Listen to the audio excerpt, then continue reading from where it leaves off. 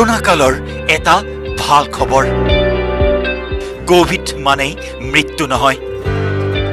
সজাগ সচেতনতা আৰু দৃঢ় মনোবলে যে যিকোনো এগৰাকী কোভিড ৰোগীক সুস্থ কৰি তুলিব পাৰে তাৰ এক উৎকৃষ্ট উদাহৰণ কাৰ্বি আংলং জিলাৰ বকলিয়াঘাট অঞ্চলৰ সোণপুৰা গাঁৱৰ এইগৰাকী প্ৰবল আত্মবিশ্বাসী তথা সাহসী মহিলা নাম বন্দনা কোচ দৰাচলতে বন্দনা কোচ এগৰাকী হৃদৰোগত আক্ৰান্ত মহিলা ইতিমধ্যে বন্দনাৰ শৰীৰত সম্পন্ন তিনিটাকৈ জটিল অস্ত্ৰোপচাৰ দুটা হাৰ্টৰ এটা ইউৰিনৰ কেৱল হিয়াই নহয় বন্দনা কোচৰ হাৰ্টৰ দুটা ভাল্ভৰ এটা ভাল্ভ কৃত্ৰিমভাৱে সংস্থাপন কৰা আৰু আনটো ভাল্ভ আজিও মেৰামতি চলি আছে কিন্তু বিধিৰ কি বিড়ম্বনা এনে ৰুগ্ন দেহাৰ মাজতে বন্দনা কোচ আকৌ আক্ৰান্ত হয় কৰোনাত কিন্তু হাৰ নামানিলে বন্দনাই প্ৰবল আত্মবিশ্বাস তথা দৃঢ় মনোবলেৰে যুঁজি এতিয়া কৰোনামুক্ত হ'ল সাহসী বন্দনা কোচ চৰকাৰ তথা স্বাস্থ্য বিভাগে বান্ধি দিয়া নীতি নিৰ্দেশনা আখৰে আখৰে মানি চলি এতিয়া সম্পূৰ্ণ সুস্থ হ'ল বকলিয়াঘাটৰ সোণপুৰা গাঁও নিবাসী বন্দনা কোচ মোৰ হাৰ্টৰ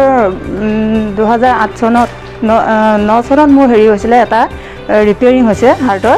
তাৰপিছত আকৌ 11 চনত মোৰ এটা ৰিপেয়াৰিং আৰু এটা ভাল্ভ চেঞ্জ কৰা হৈছে তাৰপিছত যোৱা বছৰ মানে মোৰ আকৌ ইউৰিনৰ এটা অপাৰেশ্যন হৈ গৈছে এই বছৰ এতিয়া যোৱা মাহত মোৰ কোভিড আৰম্ভ হৈ গ'ল কোভিড এতিয়া মানে কোভিড হ'ল মানে পৰীক্ষা কৰিলোঁ কোভিড ওলালে তাৰপিছত ডিফু মেডিকেল কলেজত মই ট্ৰিটমেণ্ট কৰিলোঁ কৰি মেলি এতিয়া মই ঘৰত সুস্থ হৈ আছোঁ মোৰ হাৰ্টৰ প্ৰব্লেমটো আছে মই কণ্টিনিউ মই ঔষধ খাই থাকোঁ এতিয়া মই মানে এটাই কওঁ ৰাইজক কোভিড হ'লে ভয় খাব নালাগে হস্পিটেলত গৈ পৰীক্ষা কৰক কোভিড টেষ্ট কৰক যদি কোভিড ওলায় আকৌ মানে হেৰি হস্পিটেলত গৈ পেলাই ট্ৰিটমেণ্টটো লওক কোভিডৰ মানে ট্ৰিটমেণ্টটো লওক ভয় কৰিব নালাগে আৰু এনেও বেমাৰটো হ'লে সুস্থ হৈ আহিবই ঘৰলৈ ভয় কৰিব নালাগে আৰু এতিয়া চৰকাৰে যিটো নীতি নিয়ম বান্ধি দিছে সেই নীতি নিয়মবোৰ পালন কৰক ঘনে ঘনে হাত ধুৱক মুখত মাস্ক লগাওক এইটোৱে মই ৰাইজক কওঁ আৰু কৰোনা মহামাৰীৰ এই দুৰ্যোগপূৰ্ণ সময়ত কোভিড বুলি ক'লেই এক অজান ভয় আৰু শংকাই আৱৰি ধৰে অনাকাংক্ষিত মৃত্যুৰ খবৰে যি সময়ত প্ৰতিজন ব্যক্তিৰ বুকু মন গধুৰ কৰি তোলে তেনে সময়তে দৃঢ়মনা বন্দনা কোচ সকলোৰে বাবে এক সাহসৰ প্ৰতীক সমান্তৰালভাৱে বন্দনা কোচৰ কোভিড জয়ৰ খবৰ কৰোনাকালীন দুৰ্যোগপূৰ্ণ সময়ৰ এটা ভাল লগা উৎসাহজনক খবৰ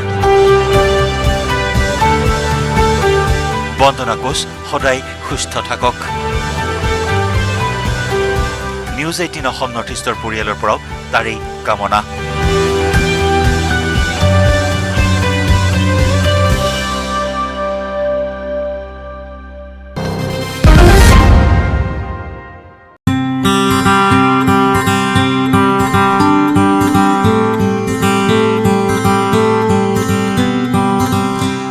সৌন্দৰ্য বৰ্ধন আৰু অক্সিজেনৰ নাটনি দূৰ কৰাৰ লক্ষ্যৰে এটা স্বেচ্ছাসেৱী সংস্থাৰ এক বিশেষ পদক্ষেপ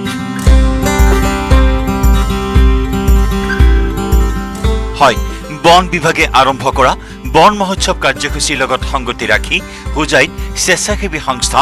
মৰকজুল মা আৰিফে লৈছে বৃক্ষৰোপণৰ এক বৃহৎ কাৰ্যসূচী এই সংস্থাটোৱে হুজাইত অক্সিজেনৰ নাটনি দূৰ কৰাৰ লগতে বায়ু প্ৰদূষণ ৰোধ কৰাৰ লক্ষ্যৰে 10,000 গছপুলি ৰোপণৰ কাৰ্যসূচী হাতত লয় সেইমতে বিভিন্ন অনুষ্ঠান প্ৰতিষ্ঠান ৰাজহুৱা স্থানত নিম আৰু বটল পাম গছ ৰোপণ কৰি আছে ইয়াৰ মাজতে শুকুৰবাৰে পুৱা ছোৱালী মহাবিদ্যালয় প্ৰাংগণত মহাবিদ্যালয়ৰ শিক্ষকৰ উপস্থিতিত স্বেচ্ছাসেৱী সংস্থা মৰকজুল মা আৰিফৰ সভাপতি ডক্টৰ শামছুল হক চৌধুৰীয়ে শতাধিক গছপুলি ৰোপণ কৰি বৰ্তমানলৈকে 6,000 গছপুলি ৰোপণ কৰা হৈছে আৰু 10,000 গছপুলি ৰোপণ কৰা হ'ব বুলি জানিবলৈ দিয়ে চাওক আমি মৰকজুল মা আৰিফ আপোনালোকে জানে এটা স্বেচ্ছাসেৱী অনুষ্ঠান আৰু আমাৰ প্ৰধান কাৰ্যসূচীৰ ভিতৰত বৃক্ষৰোপণ কাৰ্যসূচী এটাও আছে ইতিপূৰ্বে আমি প্ৰায় 94 চনৰ পৰাই আমি বৃক্ষৰোপণ কৰি আহিছোঁ হুজাই চহৰৰ বিভিন্ন জেগাত আৰু এতিয়ালৈকে আমি প্ৰায় 1 লাখৰ ওপৰত অলৰেডি প্লেণ্টেশ্যন কৰিছোঁ আৰু এই যিটো বন মহোৎসৱ এই বছৰ আমাৰ 10,000ৰ ওপৰত বেছি আৰু বেছি গছপুলি লগোৱাৰ আমাৰ পৰিকল্পনা আছে এই 2-3 দিনত বা যোৱা ৱৰ্ল্ড এনভাইৰনমেণ্ট ডেৰ দিনৰ পৰা ইতিমধ্যে আমি প্ৰায় 6,500 মান অলৰেডি প্লেণ্টেশ্যন কৰিছোঁ আৰু আমাৰ 10,000 পূৰবলৈ আৰু 3,500 আছে আমি 4-5 দিনত যিটো কমপ্লিট কৰিম মানে বিশেষকৈ কি গছপুলি আপোনালোকে ৰোপণ কৰি আছে আমি বিশেষকৈ মেডিচিনেল প্লেণ্টৰ ওপৰত গুৰুত্ব দিছোঁ এনভাইৰনমেণ্ট পলিউশ্যন আমি বিশেষকৈ নিম গছৰ ওপৰত আমি নিম আৰু অৰ্জুন এই দুটাৰ ওপৰত আমি বেছি গুৰুত্ব দিছোঁ এই কাৰণেই যে বৰ্তমান যিটো কোভিড-19ৰ যিটো প্ৰকোপ গোটেই পৃথিৱীতে চলি আছে এইটো অক্সিজেনৰ যিটো অভাৱ হৈ আছে আমি ভাবোঁ যে যথেষ্ট পৰিমাণে গছ ৰোপণ কৰিলে বিশেষকৈ যদি নিম গছ ৰোপণ কৰা হয় তেতিয়াহ'লে পৰিৱেশ এটা উন্নত হ'ব আৰু এই অক্সিজেনৰ অকণমান হ'লেও আমি এটা সহায় কৰিব পাৰিম বুলি আমি ভাবিছোঁ এইটো আমাৰ ধাৰণা কেনেকৈ ঠাইত আপোনালোকে গছপুলি ৰোপণ আমি বিশেষকৈ ৰাজহুৱা ঠাইত কৰি আছোঁ স্কুল অনুষ্ঠান প্ৰতিষ্ঠান ৰোড ছাইড এইবিলাকতে কৰিছোঁ ৰোড ছাইডত বিশেষকৈ আমি নিম প্লেণ্টেশ্যন কৰি আছোঁ আৰু বিউটিফিকেশ্যনৰ কাৰণে অৰ্নামেণ্টেল কিছুমান গছো আমি লগাই আছোঁ গছ থাকিলেহে মানুহ থাকিব গছ থাকিলেহে বায়ু প্ৰদূষণ প্ৰতিৰোধ হ'ব সেইবাবে সৌন্দৰ্য বৰ্ধনৰ লগতে পৰিৱেশ সংৰক্ষণৰ লক্ষ্যৰে হোজাইৰ মৰকজুল মা আৰিফ নামৰ স্বেচ্ছাসেৱী সংস্থাটিয়ে 10,000 গছপুলি ৰোপণৰ লক্ষ্য লৈ এই মহান পদক্ষেপ হাতত লৈছে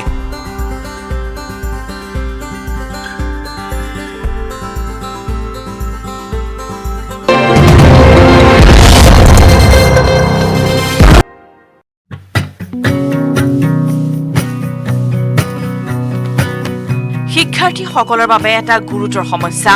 অনলাইন ক্লাছ আজিৰ তাৰিখতো বহু শিক্ষাৰ্থীৰ ঘৰত নাই স্মাৰ্টফোন ইয়াৰ বাবে বহু শিক্ষাৰ্থীৰ পঢ়া শুনাত বহু ক্ষতি হৈছে কিন্তু অনলাইন ক্লাছৰ এনে সমস্যাৰ সমাধানৰ বাট দেখুৱাইছে মহানগৰীৰ বিৰুবাৰীৰ 2 শিশু দেৱিকা ভাগৱতী আৰু পল্লৱী ভাগৱতীয়ে চাহক সাধুৰ চলেৰে তেওঁলোকে কি ক'ব বিচাৰিছে নমস্কাৰ আজি আমি তিনিটাই তোমালোকক এটা সাধু ক'ম যোৱাবাৰ আমি এটা কৰোণাৰ সাধু কৈছিলোঁ আজি আমি এটা অনলাইন ক্লাছৰ সাধু ক'ম এয়া হ'ল নিশা আৰু এয়া হ'ল পৰি দুয়োজনীয়ে গেটত ৰৈ আছিলে গেটত ৰৈ খোজকাঢ়ি থাকোঁতে তেওঁলোকৰ বান্ধৱী চুফিক লগ পালে নিশাই ক'লে যে চুফি তোমাৰ কি খবৰ চুফিয়ে ক'লে মোৰ ভাল নিশা তোমালোকৰ পঢ়া শুনা কেনে চলি আছে মোৰো ভালে চলি আছে তাৰপিছত চুফিয়ে ক'লে যে মই এইকেইদিন পঢ়া শুনা কৰিবই পৰা নাই মই চাগে স্কুল এৰিবই লাগিব আমাৰ অনলাইন ক্লাছ কৰিবৰ কাৰণে মোবাইল নাই নহয় হয় নেকি দিয়া তেনেহ'লে যাওঁ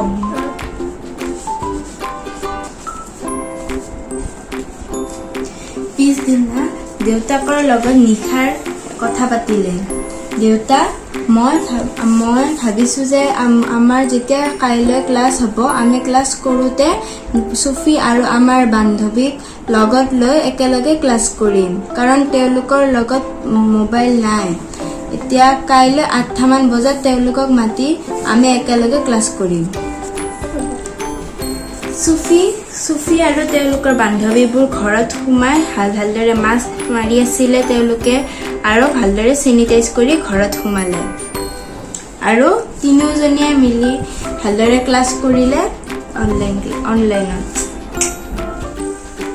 কেৱল তেওঁলোকৰ বান্ধৱী চুফিয়েই নহয় অঞ্চলটোৰ আন শিক্ষাৰ্থীৰ বাবেও তেওঁলোকে উলিয়ালে অভিনৱ সমাধান পিছদিনা নিশাৰ মনত আৰু এটা বুদ্ধি আহিল নিশাই ভাবিলে যে আমাৰ চুবুৰীটোৰ গোটেই ল'ৰা ছোৱালীবোৰক লগ কৰি আমি একেলগে ক্লাছ কৰিম গতিকে সেইদিনাই নিশা আৰু পৰিয়ে দুয়ো গৈ মছজিদত থকা ইমামক কথাখিনি ক'লে যে কাইলৈৰ পৰা আমি ক্লাছ কৰাৰ সময়ত মছজিদৰ মাইকত আমাৰ ক্লাছৰ ভিডিঅ'খিনি বজাই দিব পাৰিনে ইমামেও তেহেঁতৰ কথাত একমত হৈ হ'ব বুলি ক'লে আৰু পিছদিনাৰ পৰা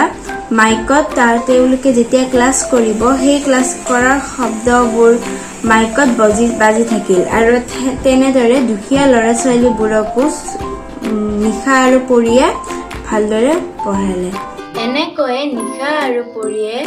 এটা ডাঙৰ সমস্যাৰ সমাধান বিচাৰি উলিয়ালে ধন্যবাদ দেৱিকা পল্লৱীৰ সাধুৰ চলেৰে অতি সাধাৰণভাৱে দেখুৱালে সমাধানৰ বাট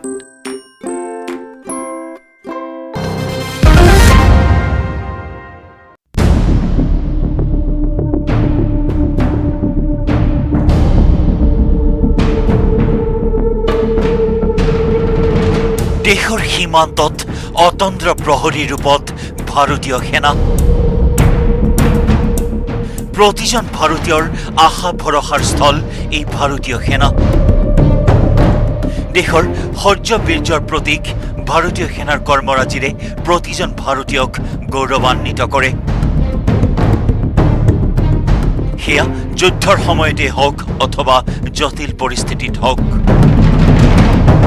সৰ্বতো প্ৰকাৰে সহায়ৰ হাত আগবঢ়াই আৰ্তজনৰ মন জয় কৰি আহিছে ভাৰতীয় সেনাই যোৱা ১.৫ বছৰে কোভিড মহামাৰীয়ে সমগ্ৰ বিশ্বৰ লগতে দেশবাসীক ভবাই তুলিছে কোভিডৰ সময়ছোৱাত ৰাজ্যৰ হৃদপিণ্ড স্বৰূপ গুৱাহাটীকে ধৰি বিভিন্ন স্থানত জৰুৰীভাৱে চিকিৎসালয় নিৰ্মাণত সহায় আগবঢ়াইছে ভাৰতীয় সেনা আমাক সময়ে সময়ে যোৱা বছৰৰ পৰা এনেকৈ কোভিড গিয়েৰ যিখিনি তেওঁলোকে আমাক হেল্প কৰি আহিছে দি আৰু এইটো ক্ষেত্ৰত মই থকাৰ পিৰিয়ডটোত এই 7 মাহৰ ভিতৰত তেওঁলোকে দুবাৰ ইয়াতে এনেকৈ আমাক হেণ্ড গ্লোভছ চেনিটাইজাৰ মাস্ক ইত্যাদি দিছে আৰু এই ক্ষেত্ৰত তেখেতসকলৰ যিটো হেল্প এইটো তেখেতসকলে সদ্ভাৱনা দিৱস বুলি তেওঁলোকৰ এটা আঁচনি আছে সেই সদ্ভাৱনা দিৱসৰ অন্তৰ্গত কৰি এইখিনি আমাক দিছে আৰু এই বস্তুখিনিৰ তেওঁলোকে কৈছে যে তাৰে 50% বস্তু যাতে আমি ফ্লাডৰ কাৰণে জমা ৰাখোঁ আৰু ফ্লাডৰ সময়ত যেতিয়া ৰিলিফ কেম্পত মানুহবোৰ থাকিব তেওঁলোকক মাস্ক বা চেনিটাইজাৰ প্ৰভাইড কৰিবৰ কাৰণে এইখিনি বস্তু তেওঁলোকে দিছে আৰু বাকী বস্তুখিনি আমাৰ হেল্থ ৱৰ্কাৰ আৰু কোনোবা পাব্লিকৰ যদি মাস্কৰ প্ৰয়োজন হয় যাৰ মাস্ক কিনিবলৈ ধৰক পইচাৰ অভাৱ তেওঁলোককো আমি ডিষ্ট্ৰিবিউট কৰিম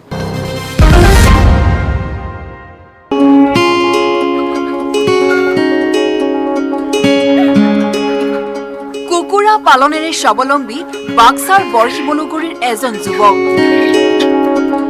বিভিন্ন জাতৰ হাঁহ কুকুৰা বতা চৰাই টাৰ্কি কৰকনাথ কুকুৰা চৰাই পালনেৰে দেখুৱাইছে নিদৰ্শন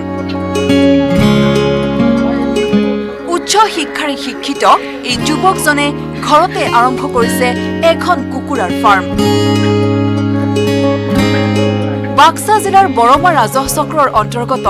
বৰশিমলুগুৰি গাঁৱৰ এই যুৱকজনৰ নাম অভিজিত দাস IIT উত্তীৰ্ণ অভিজিত দাসে প্ৰথমে ব্ৰিটেনিয়া কোম্পানীত চাকৰি কৰিছিল যদিও পিছত চাকৰি বাদ দি ঘৰতে 2 বছৰ পূৰ্বে এই ফাৰ্মখন স্থাপন কৰে সম্প্ৰতি কুকুৰা পালনেৰে স্বাৱলম্বী অভিজিত দাস বিভিন্ন জাতৰ হাঁহ কুকুৰা বতা চৰাই টাৰ্কি কৰকনাথ কুকুৰা চৰাই পালনেৰে দেখুৱাইছে নিদৰ্শন কণী বিক্ৰী কৰিও উপাৰ্জন কৰিবলৈ সক্ষম হৈছে যথেষ্ট ধন ITI পাছ কৰা অভিজিতে নিজে তৈয়াৰ কৰিছে ইনকিউবেটৰ নিজে সজা ইনকিউবেটৰত 5000 কণীৰ পৰা পোৱালি উৎপাদন কৰে যুৱকজনে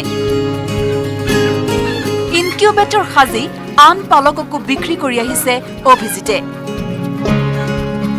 অভিজিতে জানিবলৈ দিয়া মতে এতিয়া মাহেকত তেওঁ 25,000 পৰা 30,000 টকা উপাৰ্জন কৰিবলৈ সক্ষম হৈছে ঘৰতে স্থানীয় হাঁহ কুকুৰাৰ পোৱালি উৎপাদন কৰি বিক্ৰী কৰি আহিছে এই ক্ষেত্ৰত অভিজিতক বাক্সা কৃষি বিজ্ঞান কেন্দ্ৰৰ বিজ্ঞানী ডক্টৰ উৎপল জ্যোতি শৰ্মাই বিশেষ সহায়ৰ হাত আগবঢ়াইছে বুলিও জানিবলৈ দিয়ে মই 2019 চনৰ মাৰ্চত এই ফাৰ্মখন ষ্টাৰ্ট কৰিছিলোঁ মই প্ৰথমতে কোম্পানীত কাম কৰিছিলোঁ ITI পাছ কৰাৰ পিছত মই ব্ৰিটেনিয়া কোম্পানীত কৰিলোঁ 5 বছৰ তাৰে পিছত টিহুত কৰিছিলোঁ জিছ প্ৰডাক্ট ইণ্ডিয়া লিমিটেড কোম্পানীত 2 বছৰ কৰিছিলোঁ কোম্পানীত কাম কৰি থকা অৱস্থাত মোৰ এনেকুৱা এটা মনত ভাৱ আহিল মই কি কৰিম মানে কিছুমান ভিডিঅ' চাইছিলোঁ ভিডিঅ'ত মানে ফাৰ্মিঙৰ কথা মানে বহুত শুনা পাই ভিডিঅ'বিলাক চাইছিলোঁ তেতিয়া মানে মোৰ ফাৰ্মিং কৰাৰ বাবে খুব ইচ্ছা গ'ল তাৰে পিছত মই ফাৰ্মখন ষ্টাৰ্ট কৰিলোঁ 2019 মাৰ্চত।